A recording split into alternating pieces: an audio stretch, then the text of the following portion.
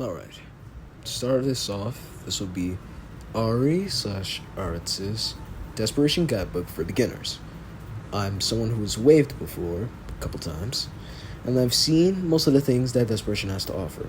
So I decided to make this to help people coming into the game understand what to do, and also help bring some new people into the game. It'd be nice. And the first thing I'll bring up about the game is context. So for starters, Desperation is a CCRP, closed community roleplay Roblox game based off of the anime My Hero Academia. Inside of this game, you create your character and act it out in PDs, permadeath events, which are pinged in sole narration. If you die during these events, then your character dies in the current game lore. And because of your character's death, you are no longer allowed to play the game until you are re-waived. This is how most CCRP games work. You create a character, and you act them out in PDs, with permadeath added as an extra factor of risk. In order to progress inside of Desperation, you have to gain SP from every PD. The SP you get from PDs depends on the difficulty and premise of the PD itself. PDs are graded on a scale of 1 to 4 stars. Stars indicate the danger of a PD, and higher stars indicates that the PD will have higher difficulty or danger.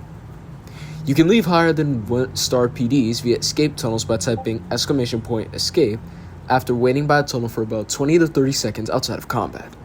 You can allocate SP to 4 separate categories, that being strength, which is obvious, agility, which is obvious, fortitude, which is your health, and willpower, which helps make certain metas which scale off of willpower better. Although I just explained how stats work in the game, there's a little tip you should know. Place all your stats on a fortitude when you start the game. It'll help you a lot when it comes to progressing and starting off.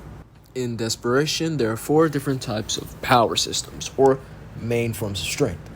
There's metas, essences, then fighting styles like general fighting styles where you use your hands and feet, and kendo. Metas are awakened randomly, essences are also awakened but require more effort, and fighting styles and kendo are trained by a teacher. All of these can increase your power in some way, but can also be staged up or bettered inside of PPDs, which are set up by lore team members in order to give you an exclusive experience based on the lore that you have in the game. Inside of Desperation, there's also lore and lore hunting, where lore hunting is the process of trying to get lore inside of the game. You do this by using the connections that you've made and the people that you know in order to hunt down different lore paths like becoming a hero, villain, or having a specific occupation. This can help with getting SP, like mentioned in a slide before. And there's also how to roleplay, which I can't tell you how to roleplay because it may be different from person to person. But what I can tell you is to act normal. If you're a civilian starting out the game, act like a civilian would in MHA. You can go rewatch the first season to get more of a grasp on how they do, but you can act how they do. There's no need for you to act like the main character off the jump, because yes, you should be distinct. I'm not saying to just be a cog or a mob, but having that sense of grounding and that laxity to be yourself and not go crazy for lore all the time definitely makes the game not only more enjoyable to play, but might even help you get lore down the line.